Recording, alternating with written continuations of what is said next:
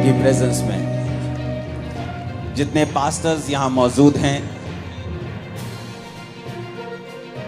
मैंने अपनी कलीसिया को शुरू से सिखाया है कि पास्टर्स अपने क्योंकि आपके रिश्तेदार ने नहीं होता है, या एक व्यक्ति आत्मा में जीवित है, एक चर्च जीवित है, उसकी गैदरिंग से मालूम नहीं होता है। प्रकाशित वाक्य में लिखा है कि तू मरा हुआ है, क्योंकि आप हैं जीवित चर्च। लोग बोलते जीवित चर्च, मुर्दा चर्च भी होता है। प्रकाशित वाक्य में लिखा है तू मरा हुआ है, और तू ही है जो खुदा का एड्रेस है, या तो तू जीवित होगा या मरा हुआ होगा। मैं जिस कलीसिया से आया हूं वहां 35 लोग हुआ करते थे, लेकिन वो जीवित कलीसिया थी। जिस पास्टर ने मुझे बैप्टिज्म दिया है उसके चर्च में 60-65 लोग से ज्यादा लोग नहीं आते थे, लेकिन वो जीवित चर्च थी। तो आज जितने पास्टर्स यहां मौजूद हैं, पूरी कलीसिया उनका स्वागत करेगी, और मैं आपका वेलकम करता हूं यहां पर खुदाबंद की प्रेजेंस में। और खुदाबंद आपको और आदर दे, आपको और इज्जत दे, और आपकी सेवकाई को बढ़ाए।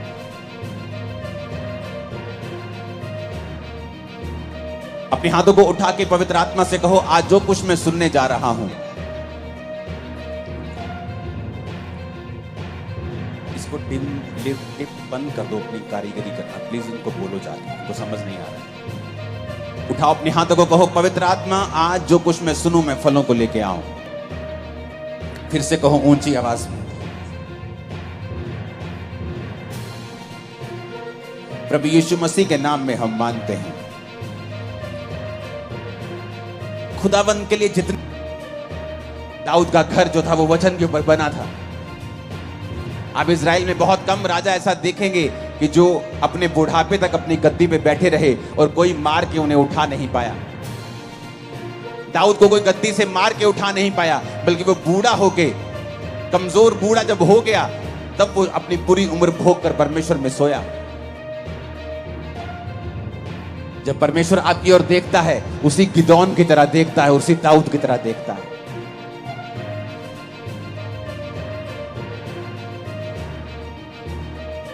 जब मेंटली अपसेट के अटैक होते थे और दुष्ट आत्मा मेरे पे जब अटैक करती थी, तो कोई दवाई काम नहीं आती थी, कोई काउंसलिंग साइकेट्रिस्ट की काम नहीं आती थी। रोता था मैं, करलाता था, दुखी होता था बहुत। फिर मैंने नशे करने शुरू कर दिए एक्सट्रीम, और मैं परमेश्वर को जानता नहीं था।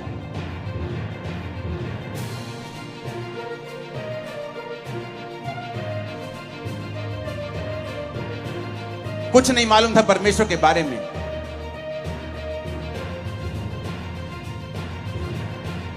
लेकिन जिस दिन यीशु मसीह के बारे में मालूम हुआ और मैं प्रभु में चलने लगा, नॉलेज नहीं थी परमेश्वर की, नहीं है, वो झूठ के ऊपर यकीन करने लगते हैं। ऐसा परमेश्वर नहीं चाहता है। एक बाप नहीं चाहता उसका बच्चा गलत दिशा की ओर जाए और बाद में दुख भोगे। लेकिन परमेश्वर के वचन में यह लिखा है कि जब परमेश्वर ने आदम और हवा को बनाया, तो परमेश्वर ने कहा आदम और हवा मेरे साथ संगति करेंगे, और मैं आदम और हवा के लिए सारी ब्लेसिंग्स को बना चुका हूं। मैंने अदन का बाग बनाया, मैंने आदम के लिए पक्षी सब कुछ बनाया। आदम को लास्ट में बना के वीआईपी की तरह उस बाग में रख दिया। अब आदम तू मेरा पीछा करेगा, तो मेरी संगति करेगा, और मैं सारे सुख जो तेरे लिए ही बनाए गए हैं मैं वो तुझे दे दूंगा। कहीं कभी आपको ऐसा महसूस नहीं हुआ? ये सारे सुख परमेश्वर ने एक्चुअली में आदम और हवा के लिए बनाए थे, लेकिन आज उन्हीं सुखों के पीछे दुनिया पागल हुई फिरती है, चाहती है कि परमेश्वर मुझे ये सुख दे, लेकिन उनको मिलते नहीं। जब बनाए आप लोगों के लिए गए हैं, जब बनाए आदम के लिए गए हैं, तो फिर मिलते क्यों नहीं? क्योंकि परमेश्वर ने जब सुखों को बनाया तो एक कंडीशन लगाई थी कि जब तक आदम मेरे पीछे रहेगा, वो मेरी आराधना करेगा, वो मेरा पीछा करेगा, मेरी बंदगी करेगा, तब तक सारे सुख इसके पीछे रहेंगे। और जब आदम अपना मुंह मेरी ओर फेर लेगा, अपनी पीठ मेरी ओर कर देगा और सुखों की ओर भागने लगेगा, सुखों को बोला गया कि आदम को कभी मत मिलना, क्योंकि ये श्राप परमेश्वर ने पहले ही कह दिया था। परमेश्वर ने कहा जो मुझ पे यकीन नहीं करते और मुझसे भागते हैं, फिर वो झूठ के ऊपर यकीन करने लगते हैं। फिर एक दिन उस बिजनेस का कोलैप्स होना लाजमी है, उस मैरिज का कोलैप्स होना लाजमी है, उस घर का कोलैप्स होना, गिरना लाजमी है, दुखों का आना फिर लाजमी है, क्योंकि हमने परमेश्वर की ओर जो फेस करना था, अपनी पीठ परमेश्वर की ओर कर ली है और परमेश्वर से विमुख हो गए हैं। अरे हमें तो रोज परमेश्वर की संगति करने के लिए बनाया गया है, लेकिन हम संडे भी खुदाबंद के घर में नहीं जा पा रहे हैं। हमें हफ्ते में 2 दिन जाना ऐसा लगता है कि नहीं, ये तो बिब्लिकली नहीं है हफ्ते में 2 दिन चर्च जाना। संडे जाके भी कुछ लोग एहसान करते हैं और कुछ लोग संडे भी नहीं जाते हैं। जिस आदम को रोज परमेश्वर की संगति में रहने के लिए बनाया गया, वो आदम परमेश्वर से विमुख होकर बाकी वो सारे काम कर रहा है उन्हीं सुखों को पाने के लिए जो परमेश्वर ने आप लोगों के लिए ही बनाए हैं, लेकिन वो आपको मिल नहीं रहे। कहीं तो कमी है, कहीं तो मिसिंग पॉइंट है। कितने तक कुंडी हैगी पंजाबी के अंदर कि जो मेरे लिए बनाया गया है वो मुझे ही मिल नहीं रहा है।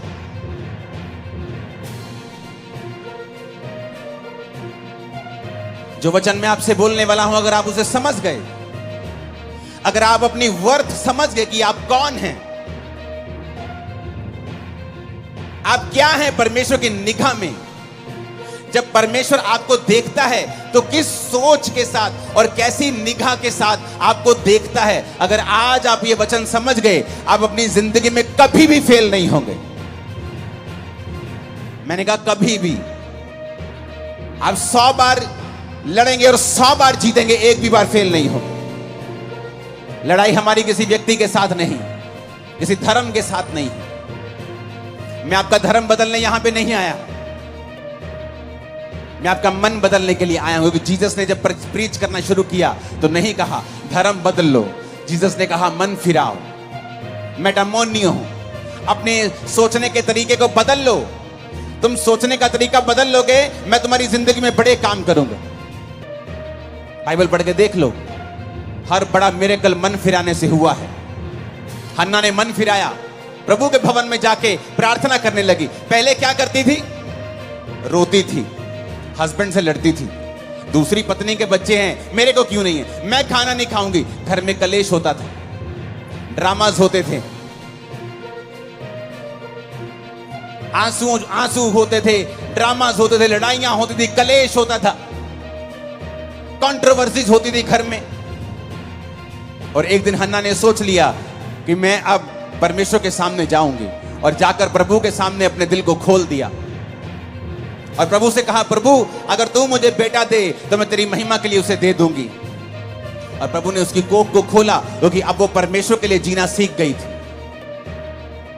अब उसे मालूम होने लगा था कि मेरा जीने का मकसद सिर्फ बच्चे। जब आप परमेश्वर से वफादार रहेंगे, कि आपके एनिमीज, आपके रिश्तेदार, आपके लोग सब आंखें खुली और मुंह खुला रह जाएगा जो होने वाला है। उसके लिए आपको प्रभु की ओर मुड़ना होगा। दाऊद वफादार रहा, भेड़ें चराते भी वफादार था, नहीं कंप्लेंट की परमेश्वर को कि प्रभु मुझे क्या फायदा तुझे मानने का, मेरे भाई तो ऐश करते हैं, तेरी पवित्रताई में रहने का क्या फायदा, दूसरे तो ऐश करते और राजा की सेना में भी हैं, उनके ऊपर तो बरकत भी ज्यादा है। चट्टान पर घर बनाना आसान नहीं है। आप चट्टान के ऊपर घर बनाते हैं, आपको समय लगता है, पसीना आता है, एफर्ट लगता है, पैसा लगता है, ज्यादा टाइम लगता है, क्योंकि आपके रिश्तेदार ने आपकी हेल्प नहीं की, इसलिए आप जिंदगी में अभी तक वहां नहीं पहुंचे।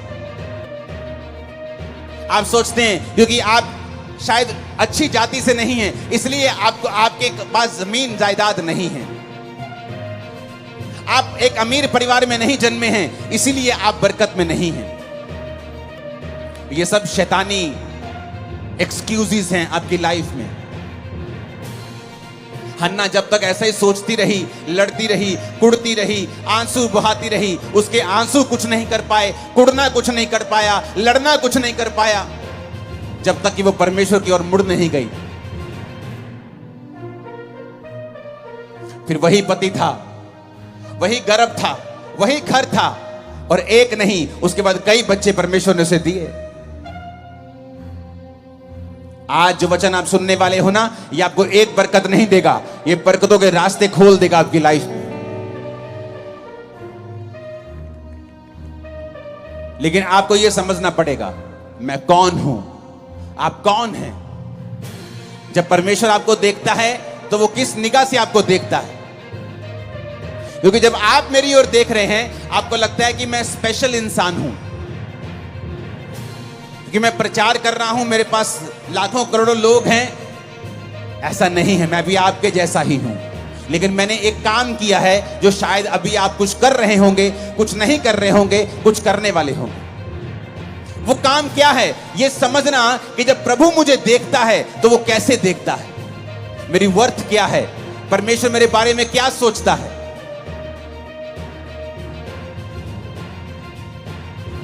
गिदोन के बारे में आज पढ़ेंगे न्यायियों 6, उसकी 11 से लेकर 16 आयत को हम पढ़ेंगे। फिर यहोवा का दूत आकर बांज वृक्ष के नीचे बैठ गया, जो ओपरा में एबीएजरी योआश का था, और उसका पुत्र गिदोन एक दाख रस के कुंड में गेहूं इसलिए झाड़ रहा था कि उसे मिधानियों से छिपा के रखे। उसको यहोवा के दूत ने दर्शन देके कहा, हे शूरवीर सूरमा, हे शूरवीर सूरमा, यहोवा तेरे संग है। गिदोन ने उससे कहा, हे मेरे प्रभु, विनती सुन, यदि यहोवा मेरे संग होता, हमारे संग होता, तो हम पर यह विपत्ति क्यों पड़ती। जितने आश्चर्य कर्मों का वर्णन हमारे पुरखा ये कहकर करते थे कि क्या यहोवा हमको मिस्र से छुड़ा नहीं लाया, वो कहां रहे। अब तो यहोवा ने हमको त्याग दिया और मिधानियों के हाथ में कर दिया।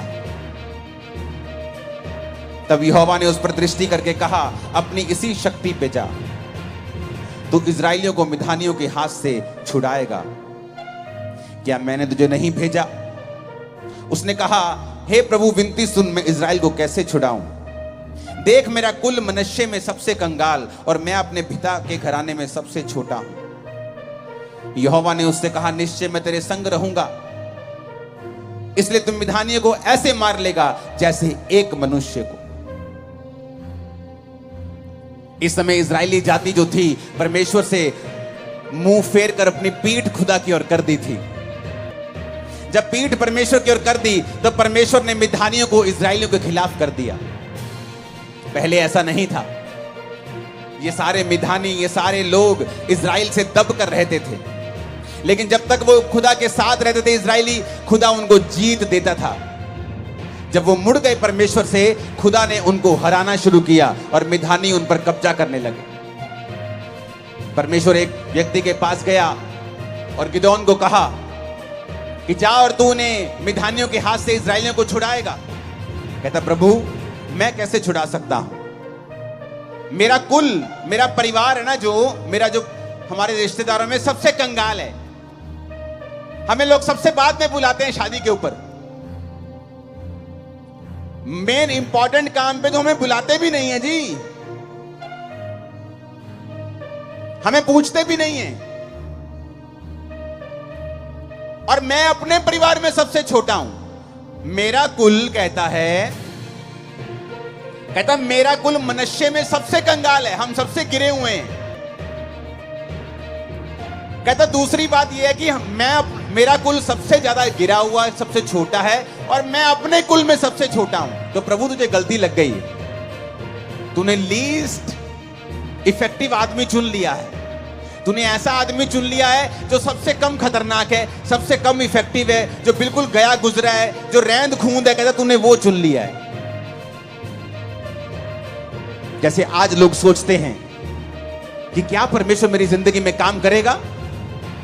मैं तो एक छोटी जाति से आता हूं, मैं तो एक छोटे परिवार से आता हूं, मैं तो गरीब परिवार से आता हूं, मैं तो बीमार शरीर से आती हूं, मैं तो बांझ शरीर से आती हूं, मैं तो गरीब और बिल्कुल छोटे परिवार से आता हूं, मैं तो 3000 रुपए महीने की जॉब करती हूं। क्या परमेश्वर मेरी लाइफ में ऐसा काम करेगा। मैं आपको गुड न्यूज देता हूं, मेरा यहोवा परमेश्वर जो 4000 साल पहले ऐसी बातें करता था, जो 5000 साल पहले ऐसी बातें करता था, फिर जीसस के समय वो ऐसी बातें करता था, पौलुस के समय कहता था कि मैंने तुच्छों को, मैंने गरीबों को, मैंने बीमारों को चुन लिया है, वो आज भी ऐसी ही बातें करता है और वो तुम्हें चुनना चाहता है और तुम्हें ऊंचा करना चाहता है। आमीन ऊंचे वाला चाहिए चर्च। वो आज भी ऐसा ही है। गुड न्यूज यही है, वो आज भी ऐसा ही है। वो तुम्हारे फाइनेंस की कंडीशन को चेंज करना चाहता है, तुम्हारे परिवार की स्थिति को बदलना चाहता है। गरीबी के श्राप जो दादाओं परदादाओं से चलते आ रहे हैं, उन्हें तोड़ना चाहता है। बोलोगे वो कैसे टूटेंगे? अगर आप परमेश्वर की ओर मुड़ जाएंगे। दाऊद ऐसे परिवार से था जो बिल्कुल ही आम परिवार था। मैं आपको बताना चाहता हूं, दाऊद परमेश्वर से कोई स्वर्ग से चुना हुआ व्यक्ति नहीं था। दाऊद पर तो परमेश्वर की प्लानिंग तक नहीं थी, क्योंकि हमेशा प्रभु की प्लानिंग घर के बड़े बच्चे पे होती थी, पहलोठे के ऊपर।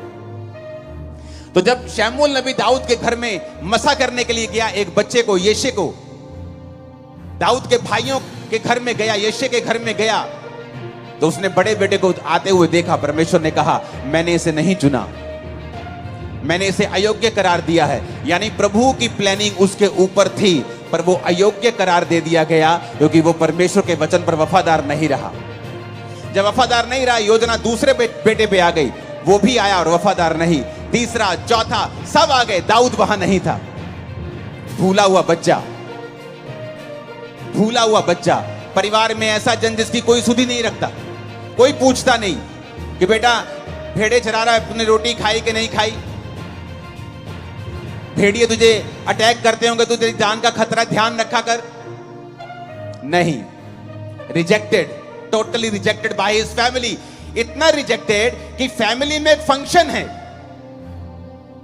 पुराने समय में जब नबी किसी के घर जाया करते थे, तो लोगों की टांगे कांपती थी कि या तो ये बड़ा तगड़ा कोई बड़ा समाचार पॉजिटिव लेके आया। जब आप परमेश्वर से वफादार रहेंगे, कि आपके एनिमीज, आपके रिश्तेदार, आपके लोग सब आंखें खुली और मुंह खुला रह जाएगा जो होने वाला है। उसके लिए आपको प्रभु की ओर मुड़ना होगा। दाऊद वफादार रहा, भेड़े चराते भी वफादार था। नहीं कंप्लेंट की परमेश्वर को कि प्रभु मुझे क्या फायदा तुझे मानने का, मेरे भाई तो ऐश करते हैं, तेरी पवित्रता में रहने का क्या फायदा? दूसरे तो ऐश करते हो, राजा की सेना में भी हैं, उनके ऊपर तो बरकत भी ज्यादा है। चट्टान पर घर बनाना आसान नहीं है। आप चट्टान के ऊपर घर बनाते हैं, आपको समय लगता है, पसीना आता है, एफर्ट लगता है, पैसा लगता है, ज्यादा टाइम लगता है। नहीं है, वो झूठ के ऊपर यकीन करने लगते हैं। ऐसा परमेश्वर नहीं चाहता है। एक बाप नहीं चाहता उसका बच्चा गलत दिशा की ओर जाए और बाद में दुख भोगे। नहीं होता है। जब आप परमेश्वर से वफादार रहेंगे, कि आपके एनिमीज, आपके रिश्तेदार, आपके लोग सब आंखें खुली और मुंह खुला रह जाएगा जो होने वाला है। उसके लिए आपको प्रभु की ओर मुड़ना होगा। दाऊद वफादार रहा, भेड़े चराते भी वफादार था। नहीं कंप्लेंट की परमेश्वर को कि प्रभु मुझे क्या फायदा तुझे मानने का, मेरे भाई तो ऐश करते हैं, तेरी पवित्रता में रहने का क्या फायदा? दूसरे तो ऐश करते हो, राजा की सेना में भी हैं, उनके ऊपर तो बरकत भी ज्यादा है। चट्टान पर घर बनाना आसान नहीं है। आप चट्टान के ऊपर घर बनाते हैं, आपको समय लगता है, पसीना आता है, एफर्ट लगता है, पैसा लगता है, ज्यादा टाइम लगता है, लेकिन जब वो बन जाता है वो गिरता नहीं है। दाऊद का घर जो था वो वचन के ऊपर बना था। आप इजराइल में बहुत कम राजा ऐसा देखेंगे कि जो अपने बुढ़ापे तक अपनी गद्दी पे बैठे रहे और कोई मार के उन्हें उठा नहीं पाया। दाऊद को कोई गद्दी से मार के उठा नहीं पाया, बल्कि वो बूढ़ा होके, कमजोर बूढ़ा जब हो गया, तब वो अपनी पूरी उम्र भोग कर परमेश्वर में सोया। जब परमेश्वर आपकी ओर देखता है, उसी गिदोन की तरह देखता है, उसी दाऊद की तरह देखता है।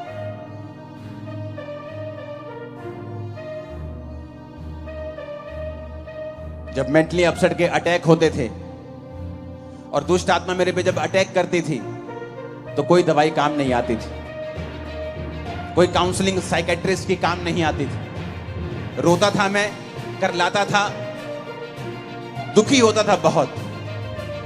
फिर मैंने नशे करने शुरू कर दिए एक्सट्रीम, और मैं परमेश्वर को जानता नहीं था।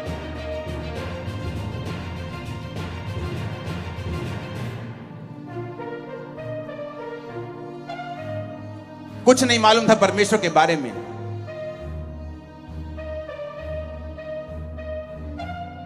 लेकिन जिस दिन यीशु मसीह के बारे में मालूम हुआ और मैं प्रभु में चलने लगा, नॉलेज नहीं थी परमेश्वर की, और एक पास्टर मुझे आत्मा में बोलता था, तू परमेश्वर का बहुत बड़ा दास है, तू परमेश्वर का माइटी जन है। मुझे लगता था कि मैं पागल हूं, शायद मैं मर जाऊंगा, तो मुझे तसल्ली देते रहते ये लोग। मैं क्रिश्चियन बन गया हूं ना, तो शायद मुझे झूठी तसल्ली देते रहते, मुझे मोटिवेट करते रहते हैं कि मोटिवेट करके इसको थोड़ा सा टेम्परेरी सुख मिल जाएगा, थोड़ा मेंटली स्टेबल हो जाएगा आदमी, तो थोड़ा दुख कम हो जाएगा। पर मुझे मालूम नहीं था कि वो पवित्र आत्मा से ऐसा बोलते हैं। मुझे मालूम नहीं, परमेश्वर उसी तरह मुझे देख रहा है जिस तरह वो गिदोन को देखता था।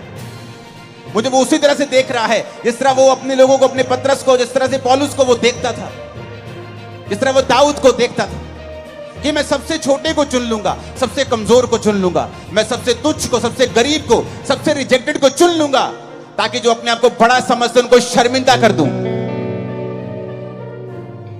कभी नहीं सोचा था कि इतने लाखों लोगों में कभी प्रचार किया करूंगा, क्योंकि मैं कलीसिया में फ्रंट पे भी जब बैठता था तो अपने मुंह को नीचे करता था कि ताकि मेरे को कोई देखे ना। पीछे से सबसे आगे जाके बैठता था ताकि लोग मुझे, मेरे फेस को देखे ना। मुझे इतने अटैक्स, इतनी शर्म, इतनी हिचक होती थी, मैं बैठ भी नहीं पाता था प्रभु की हजूरी में। नहीं तो अगर मैं अच्छा होता तो बोलता, प्रभु मैं कंप्यूटर इंजीनियर था इसलिए तूने मुझे चुन लिया। इसलिए मैं आज कहता हूं कि मैं सबसे तुच्छ था, सबसे कमजोर था, और परमेश्वर ने मुझे चुना, और यही वो प्लान आपके लिए रख के बैठा है, आपको उसके पीछे चलना है। मुझे याद है 2004 में जब मैं परमेश्वर में आया, उसके बाद मेरी लाइफ में मैंने ऐसी कोई गलती नहीं की, किसी लड़की के साथ कोई संबंध नहीं रखा, कोई शराब नहीं पी, कोई नशा नहीं किया। बपतिस्मा लेने के बाद सब कुछ छोड़ दिया, परमेश्वर के पीछे चलने लगा। एक अच्छा बिजनेसमैन था, अपने घर में काम, अपने बिजनेस में काम करके, अपने घर पे काम करके शाम को चर्च जाया करता था, भरोसा रखता था परमेश्वर के ऊपर। मेरे साथी बहुत से थे जो गुनाहों में थे, जो पाप में थे, चर्च में आत्मा में भरते, एक्टिंग भी करते थे, और बाद में वो लड़कियों के साथ विचार भी करते थे, ऐसे भी थे, बहुत से थे। पर आज उनकी जिंदगियां आम जिंदगियां हैं, और मेरी जिंदगी आज आम नहीं है, सब लोग जानते हैं। कारण क्या है? कारण मैं खास था ये नहीं, कारण यह है कि मैंने परमेश्वर के वचन को तोड़ा नहीं। मैं उसके वचन की कीमत को जानता था कि अगर परमेश्वर ने मुझे तुच्छ के रूप में चुना है तो मुझे समय लगेगा, मुझे प्रभु के पीछे चलना पड़ेगा, विश्वास रखना पड़ेगा, ताकि वो मुझे वैसा बना सके जैसा वो सोचता है। वो आपका प्रेमी परमेश्वर है। आप प्रभु को अपना जीवन देके देखो, वो दुनिया से लड़ लेगा आप लोगों के लिए, दुनिया झुका देगा आप लोगों के लिए, मैं आपको बता रहा हूं। और सब बातें मिलकर भलाई को पैदा करती हैं जो यीशु से प्रेम रखते हैं। मैं शुरू से परमेश्वर को देखना चाहता था। जब मैं मसीह में नहीं था तब भी मेरे को एक परमेश्वर की ललक होती थी कि मैं परमेश्वर को देखना चाहता हूं, वो कौन है, कैसा दिखता है, क्या है।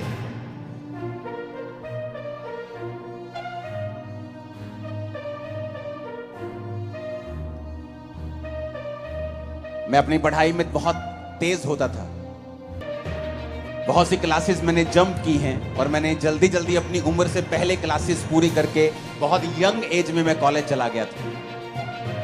मुझे याद है जब मैं अपनी स्कूल की पढ़ाई को मैंने पूरा किया तो बहुत से दोस्त थे मेरे पास, आके बोले कि हम एक एंट्रेंस टेस्ट देंगे, जहां पर इंजीनियर की सीट मिल जाती है, हम एंट्रेंस टेस्ट देंगे। मैंने कहा ठीक है, मैं भी दूंगा।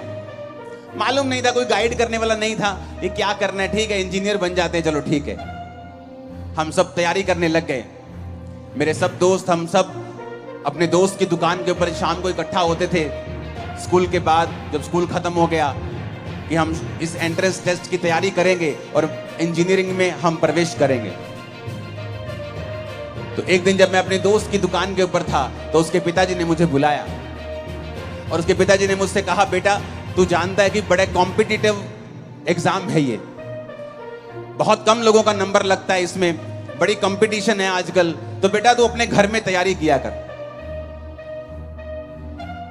क्योंकि जो मेरा दोस्त था उसका बड़ा भाई उस कॉम्पिटिटिव एग्जाम को एक बार दे चुका था, उसका क्लियर नहीं हुआ था, और वो मेरी भी तैयारी करवाता था। तो मुझे कभी गुस्सा नहीं लगा, शुरू से मेरी आदत ये थी, मुझे मालूम था कि जो खुदाबंद मेरे साथ परमेश्वर करेगा वो अच्छा ही करेगा। मैंने कहा ठीक है अंकल, कोई बात नहीं, मैं अपने घर पे जाकर तैयारी करने लगा। ऐसा कोई मेरे मन में मैं इनको बताऊंगा, मैं इनको दिखाऊं, मेरे मन में ऐसा कभी नहीं आता, शुरू से ही नहीं ऐसा। मेरा मन ना तो क्रिश्चियनिटी के पहले था ना बाद में, तो बिल्कुल ही नहीं। पहले कई बातों में मैं फिर करता था, लेकिन क्रिश्चियनिटी में आने के बाद अगर आप फिर भी ऐसे हैं तो आपको डिलीवरेंस की जरूरत होती है। हमने कुछ महीने एग्जाम की तैयारी की और उसके बाद जब रिजल्ट आया तो मेरे दोस्तों ने कहा रिजल्ट आ गया, रिजल्ट आ गया। मैं कितने रिजल्ट, अखबार में आता था रिजल्ट उस समय, कहते अखबार से आ गया रिजल्ट। अखबार लेके आए, हम एक धार्मिक स्थान के ऊपर बैठे थे। जब अखबार खोली वो सारे फेल थे और मैं अकेला पास था। सारे फेल थे, सारे के सारे फेल थे वो। और मेरा रैंक इतना ऊपर आया कि मुझे फ्री सीट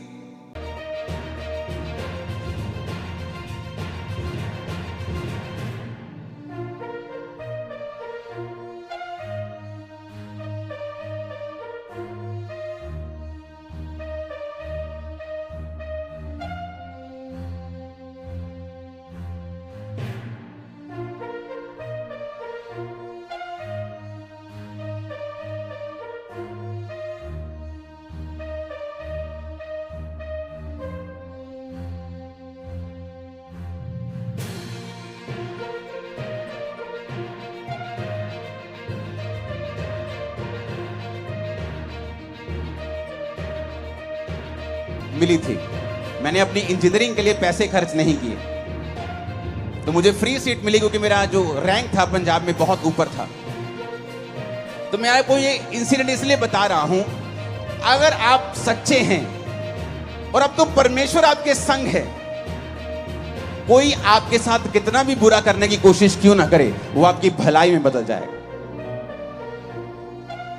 इमेजिन करो, जिस किताबों से, जिस गाइड से वो पढ़ रहे थे और मुझे पढ़ा रहे थे, अगर वो फेल हुए तो मैं तो होता ही होता फिर।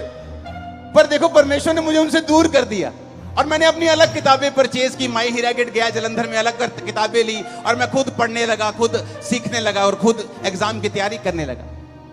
कई बार आप सोचते हैं, हन्ना सोचती है कई बार, हाँ ये जो सौतन है ना मुझे चिढ़ाती रहती है मेरे को, इसको छोड़ूंगी, इसको मार दूंगी। लेकिन अगर आप ध्यान से बाइबल पढ़ के देखें तो परमेश्वर का जो मिरेकल हन्ना की लाइफ में हुआ, उसकी सौतन एक वजह है। क्यों?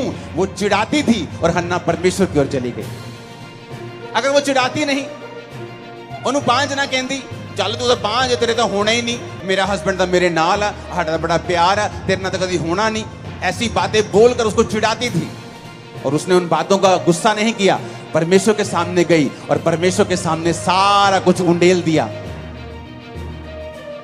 गुस्सा मत कर जब लोग आपके खिलाफ बोले, अरे भाई वो आपकी पीआर है, वो आपको मशहूर कर रहे, जो आप पहले नहीं कर पा रहे थे वो आप और कर पा रहे हैं, उनकी वजह से थैंक्स करो उनका। पहले इतना बड़ा पंडाल कभी नहीं लगा अमृतसर में, थैंक्स करो। वो तो मशहूरी करने वाले फ्री के, कि आप चर्च के पैसे को जरूर मशहूर करने में लगाएंगे, लोगों को करने तो आसान हो जाएगा आपका काम। आपके विरोधी आपके लिए ही काम करने लगते हैं जब आप प्रभु से प्यार करने लगते हैं। वो इनडायरेक्टली आपको फायदा देने लगते हैं, आपके लिए ही काम करते हैं दिन रात आपका नाम ले लेकर, क्योंकि परमेश्वर आपके संग है। सब बातें मिलकर भलाई को पैदा करती हैं। रोमियो 8 उसकी 28 आयत में लिखा है, रोमियो 8 उसकी 28 आयत, हम जानते हैं कि जो लोग प्रभु से प्रेम रखते हैं उनके लिए सब बातें मिलकर भलाई ही को उत्पन्न करती हैं, अर्थात उन्हीं के लिए जो उसकी इच्छा के अनुसार बुलाए गए हैं। आप कई बार दुखी हो जाते हैं कि प्रभु ये मेरे 3 दोस्तों ने मुझे त्याग दिया। अरे उसने इसलिए त्याग दिया शायद कि तू परमेश्वर से प्रार्थना कर सके, तू प्रभु के करीब जा सके। लेकिन हम अपने जीवन के आसपास की घटनाओं को कैप्चर करने में और उनको आत्मिक रीति के साथ समझने में फेल हो जाते हैं, और जो पास हो जाते हैं, जो समझ जाते हैं कि मेरे जीवन में अगर यह घटना हुई है इसका आत्मिक कारण क्या है। 2017 में बहुत क्रूसेड्स जब होते थे, 2017 की बात है ये, 17, 18, 19 लगातार हुआ करते थे। एक महीने में 18 बड़ी मीटिंग्स हुआ करती थी, मुझे याद है। और लोग पूछते थे ऐसा क्या आप करते हो कि आपके हर क्रूसेड पे भी तो 10 दिन पहले क्रूसेड हुआ, अभी फिर लाखों लोग बैठे हैं, अभी फिर 15 दिन हुआ, अभी फिर लाखों, ऐसा क्या कर रहे हो आप? मैंने कहा मैं कुछ नहीं कर रहा हूं। मैं वो खरबोपति थोड़ी हूं कि मेरे पास इतना पैसा है कि मैं अपनी उसे यूज करूं। नहीं, परमेश्वर जब आपके ऊपर कृपा करता है। और जब 2017 में लोग मुझसे पूछते थे कि आप इतने विरोध से होके क्यों गुजरते हो, मैंने कहा इसलिए क्योंकि मेरी बरकत ऐसी है जैसी किसी की नहीं है, इसीलिए मैं होके गुजरता हूं। बाइबल कहती है उन्होंने मुझसे व्यर्थ प्यार किया, वो आपसे व्यर्थ प्यार करेंगे बिना किसी कारण के। लेकिन अगर आप आत्मिक रीति से नहीं समझेंगे कि ये क्यों हो रहा है, मुझे मालूम था कि ये क्यों हो रहा है, ये फालतू की चीजें क्यों हो रही हैं, क्योंकि परमेश्वर एक बड़ा रिजल्ट देने के लिए जा रहा था। जब आप समझ जाएंगे आपकी लाइफ में क्यों हो रहा है।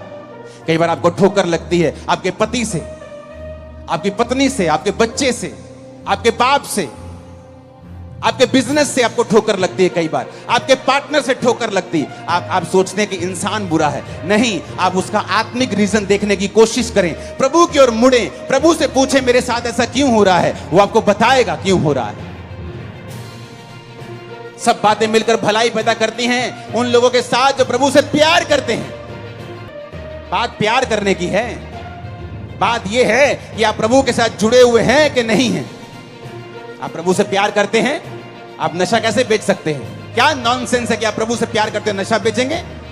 आप ऐसी देह को खराब करेंगे जो प्रभु ने बनाई है? आप ऐसे घर को खराब करेंगे जो परमेश्वर ने रचा है? आप प्रभु से प्यार नहीं करते अगर आप नशा बेचते हैं। मैं वैसे संडे चर्च नहीं जाता हूं, लेकिन प्रभु से प्यार करता हूं। आपका बेटा आपसे रोज बात ना करे, आपको 6-6 महीने बाद डैडी बुलाए और 6 महीने बाद बात करे और कहे डैडी बता ना, मैं प्यार बहुत करता। आप चर्च नहीं जाते, खुदा से प्यार करते हैं? आपने कभी बाइबल पढ़ के परमेश्वर की, अपने खुदा की, अपने बाप की इच्छा जानने की कोशिश नहीं की? आप कहते हैं आप उससे प्यार करते हैं? नहीं, आप उससे प्यार नहीं करते। यीशु ने कहा जो मुझसे प्यार करता है मेरी आज्ञाओं को मानेगा। बात यह है अगर आप परमेश्वर के द्वारा चुने गए हैं तो चुने हुए के लायक काम करें। चुना हुआ अपनी लड़ाई आप नहीं लड़ता, नालायको, वो लड़ता, खुदा लड़ता है उसके लिए। लेकिन हमारे बीच में लोग हैं जो अपनी लड़ाई खुद लड़ना चाहते हैं। पौलुस कहता है निर्बुद्धि गलातियों, तुमने किसने मोह लिया? ए मूर्खों, तुमने किसने मोह लिया कि तुम अपनी लड़ाई खुद लड़ रहे हो? खुदा को लड़ने दो, ऐसा रिजल्ट आएगा, आंखें खुली रह जाएंगी। खुदा को लड़ने दो।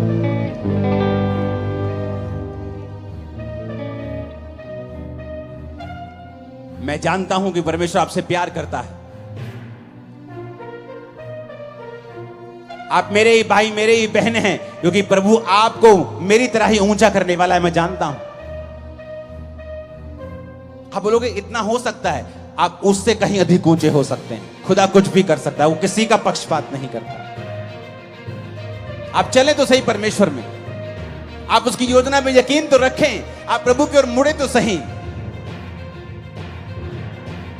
फिर देखें आपकी लाइफ में ऐसी घटनाएं शुरू हो जाएंगी होनी जो खुदा कर रहा होगा। हर एक घटना आपकी मनपसंद की नहीं होगी, लेकिन आप खुदा से अगर प्यार करते हैं वो आपको बेनिफिट देके जाएगी, आपका भला करके जाएगी। सब बातें मिलकर भलाई को पैदा करती है। सब बातें, सब अपने पड़ोसी को बोलो, सब बातें ऊंची आवाज में। नहीं, ऐसे नहीं, 7 बार बोलो, अलग अलग पड़ोसी को बोलो सारियां गल्ला, सब बातें बोलो पड़ोसी को। पूछो पड़ोसी को, बोलो कुछ बातें कि सब बातें? पूछो सब बातें कि कुछ बातें? कहता सब बातें। अगर तू खुदा से प्यार करता है और शैतान ने तेरा कुछ नुकसान करने की कोशिश की है, वो भी तेरी भलाई में बदल दूंगा, तेरी चंगियाई में बदल दूंगा, तेरी बरकत में बदल दूंगा, तेरी मशहूरी में, तेरी ऊंचाई में बदल दूंगा उस नीचाई को। उसने ये नहीं कहा कुछ बातें, कि जब तू खुदा से प्यार करेगा 99% बातें तेरी भलाई पैदा करेंगी, लेकिन 1% अटैक होगा, ऐसा नहीं लिखा है। कहता सब बातें मिलकर भलाई पैदा करेंगी। सब बातें आपके साथ जो भी हो रहा है आज के बाद, अगर आप खुदा में आ गए आज जीवन दे दिया खुदा को, खुदा आज से मैं तेरा हूं, ये भविष्यवाणी वचन के अनुसार कर रहा हूं। तुम्हारी जिंदगी में होने वाली हर घटना तुम्हें फायदा देके जाएगी। 7 आमीन चाहिए अलग अलग हाथों को हिला।